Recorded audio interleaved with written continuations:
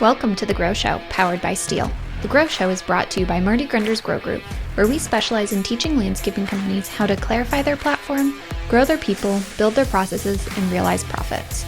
Everything we teach is grounded in real experience. Our team is actively involved in the day-to-day operations of Southwest Ohio's Grunder Landscaping Company. New episodes of The Grow Show are released weekly on Wednesdays. Remember to subscribe so you never miss an episode. Now, here's your host, Marty Grunder. Good morning, good afternoon, good evening, whatever the case may be. This is Marty Grunder from the Grow Group and Grunder Landscaping Company with another exciting edition of the Grow Show powered by Steel. This week, we're going to talk about something I call the summer vacation test.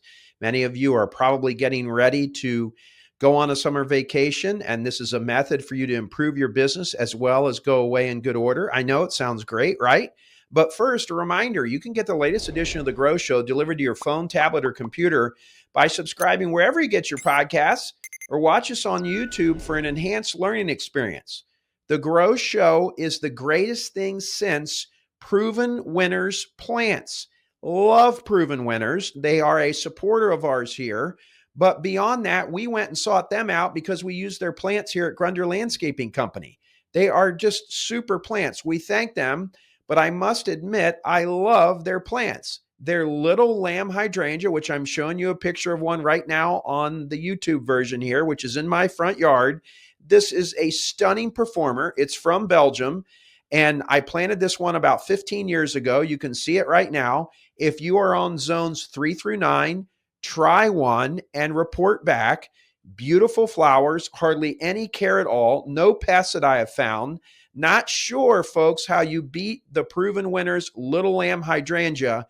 I hope you'll try one. Now on to this week's edition of the Grow Show powered by Steel. The summer vacation test is something I inadvertently discovered back in 1993 after I got married. When I got engaged to my wife and we got married in July of 1993, I remember the next spring in 94, my wife said, we're going on spring break with my family. I said, well, I can't go on spring break, sweetheart. I mean, that's my busiest time of the year. She said, we are going on spring break with my family. We always do that, and you're going to have to figure it out. So like a good husband, I said, we're going on spring break. So we went on spring break. We had a little baby, Emily, who's now 31, and she was just about a month old or less than a month old when we went on spring break. And I remember going and having so much anxiety about going. I mean, here I am trying to get this business off the ground. I'm 25 years old. The business is doing around close to $1 million a year. We don't really have systems in place. I'm kind of willing the thing into the win column. So I go to leave. I do the best job I can. You know, it's chaos up until the end. I did have a cell phone, so they could call me. But I did something really smart. And I don't know, I can't even remember if somebody told me to do this or if it was my natural instincts as an entrepreneur, because while I'm not a very smart guy from an academic perspective, I got a pretty good sense of business. And I gave my right-hand man at the time a notebook and a brand new pen. And I said, write down in this notebook all the things that you wish I would have shown you how to do, or things that didn't get done because I didn't train or we didn't have a system in place. And I remember when I came back from that vacation, they had filled up that entire notebook and they went and bought like 3 others. I'm exaggerating. There were a lot of notes in the workbook. One of the funnier things that happened when I went away, I didn't leave a key to get into a particular lockbox that we had on a job site, and they had to cut the box open with an acetylene torch to get into the job. So I remember that. And gradually every year when I did that, the next year I gave a notebook to my right-hand man. I came back, there wasn't a whole lot there. Today I go away. Honestly, my phone doesn't even ring because of all the people we have in place and things that we're doing. But listen, let's be honest. After 41 years, I probably ought to have some of that stuff figured out. So don't look at me as being an amazing individual. Look at me as after year 41, this stuff should be working, and let me help you grow your business, okay? Folks, you can always learn from a situation. Strategic planning, dreaming, the present, all that stuff. That's the plan, okay? A strategic plan is where we'd like to go, where we'd like to be, where we'd like to go. That's our dream. And then we have the present. The plan are the steps in between there that gets you to that. So go on vacation. The late, great Zig Ziglar said that your most productive time in your business career are the couple days before vacations. And that is so true. So I put my vacations up on my calendar And I have goals for that vacation when I go. I have things I want to get done before I get back, before I leave on vacation. I have things I want to think about when I'm on vacation. We'll talk a little bit more on that. But I use the vacation as a way to motivate. It's like a game. If I'm going on a true vacation, if my wife and I are going to visit our daughter in Connecticut, which we would consider a vacation, or if we're going to go to Napa, we like to go to Napa. If we're going to go there, then I'm careful about what I work on. I might work on something on the airplane, but I'm going to be on that vacation and I'm going to be decompressing. I'm going to use the flight for work. But aside from that, I really am only going to be doing thinking. You're not going to see me work on anything. When I go to my place in Florida, I work on all sorts of stuff. When I go down there, I will go down there with an intentional plan to work, to also enjoy myself. I'm 57 years old, folks, been doing this a long time. I don't work 80 hours a week anymore, okay? I still work a lot of hours, but when I go there, that's a little bit different situation. So whatever you're doing, as you get ready to take a vacation, prepare. Use that time to prepare so you can go away in good order as best you can, but don't fret. This is a chance to improve, folks, and to learn and get better. That's how you need to look at this. This is an opportunity for your team and an opportunity for you. It's an opportunity for you from a very pragmatic and important perspective for you to see who your leaders are. Who's going to step up when you go away and who isn't interested in stepping up? We want the people on our team that are interested in stepping up and taking on more things, okay? So think about that how important that can be. You don't have to tell somebody I'm going away, and if you perform well when I go away, that will bode well from your future. Don't say that at all. You can say something as simple as, hey, Ben, these are my top 3 clients. I want you to drive through all 3 of their jobs, get out and walk them. If you see anything wrong at all, report to them, and then go in and say hello to them. Tell them I'm out of town and you're filling in for me, and just tell me what they say. See how they handle that. When you got back, did they say, yeah, I didn't have time to do that, or I forgot, or it was raining, so I couldn't do it? I mean, seriously, you couldn't get an umbrella and walk around? Like, see if somebody can embrace this. Like, do they want to do what it takes to be successful or not? So look at an opportunity when you go away to not tell someone you're going away and how they perform is going to indicate whether or not you promote them. Give them a couple tests, see what they do. Chances are they won't realize it's a test, and you'll see their true self. Now, I want to branch out here into a couple philosophies on leadership. There's 3 things I want you to consider about when you go to take a vacation. And this has no difference if you're doing 300,000 a year or 30 million. I think it's very practical for all of you. And I want you to think about these philosophies as it relates to your leadership and the growth of your endeavor as you're going away. Look at what an opportunity taking a vacation is, okay? Now, this is the world according to Marty, wham, but these are things that I've realized in my 41 years of business, 31 years of coaching the owners and leaders of landscaping companies, and then just my own development that I've seen in myself. Number 1, Marty Grunder, and most of you, maybe all of you, are vastly overstating your value most of the time. Your team is capable of doing way more than you think they are, and often way more than even they think they are able to do. We got to show them that we believe in them. We got to give them a shot. Go away and trust them. TRUST, trust them. Many times we need to take a chance on someone and see what is needed. You've heard me say this before on other episodes of The Grow Show powered by Steel. Would you want to work for you? When I was in my 30s, no. In my 50s, yes. I think I would want to work for me now. I really believe that. But man, this has been a lot of work. This has been coaching. This has had people quit because they didn't like working here. I'm still learning. I'm still getting better. I don't have it all figured out. I'm not perfect. Would you want to work for you? Think about you on your best day, but more importantly, think about you on your worst day. How can you have more days that are your best days? There are 3 types of a workplace, folks. There's a raging river, where there's this river and you're on the raft and it's jerking you all over the place. It might be fun for a short amount of time, but I don't think anybody wants to go on a raging river for 8 hours for 8 straight days. You can't sustain that. You'd be exhausted. A workplace that has no systems, no sense of organization, no enterprise system, no systems like Aspire, no training like Greenius, no sense of organization, a vision, a mission, core values. We just kind of go everywhere. I mean, I often tell people it'd be like going into McDonald's and there was no sense of organization to them, that Somebody's out in the lobby cooking the French fries and it was hot, so somebody decided to cook on the parking lot, and you're going in there and you're like, what is all this? How can we scale that?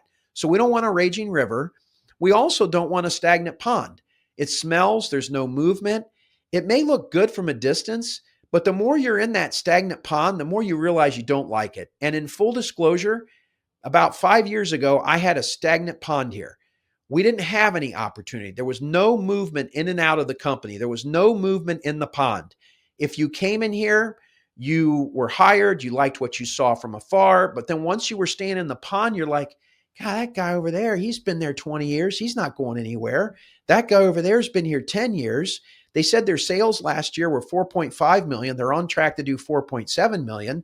If those two men and that lady over there, if they're not growing, there's no place for me to grow. So this is a stagnant pond and I want to get out of that. Or then the last kind of workplace is a babbling brook.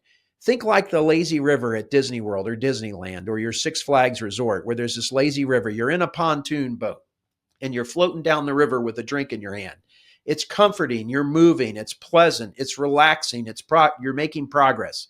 That's what you want your workplace to be.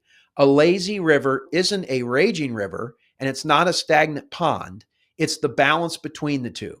It's enough systems to make it lazy, but there's enough movement to not make it a stagnant pond and to make it a river. It's what we want. I really firmly believe that. So to create a lazy river, you got to be giving your people chances, okay? We assume they can't do something. You don't know what somebody can do. Give them a chance, okay? So don't overstate your value. There are all sorts of people in your organization that are capable, not probably, they are capable of doing more than what they are right now. Cast the vision. Give them a shot. See what they can do. That's what we've done here at Grunder, and that's been a big part behind our growth in the last 3 years, from going from 5 million to 18 million in sales in this year, 2025. Overstating your value. Stop doing that. Number 2, other people have goals too, not just you. Be empathetic. Think about where you would want your kid or your wife or your husband to work. Would you want them to be working someplace where they had a chance for upward mobility, where they had a chance to accomplish more for their emotional well-being, where they had a chance to make more money and fund a college education, to buy a house, to get a new car, to take a nice vacation?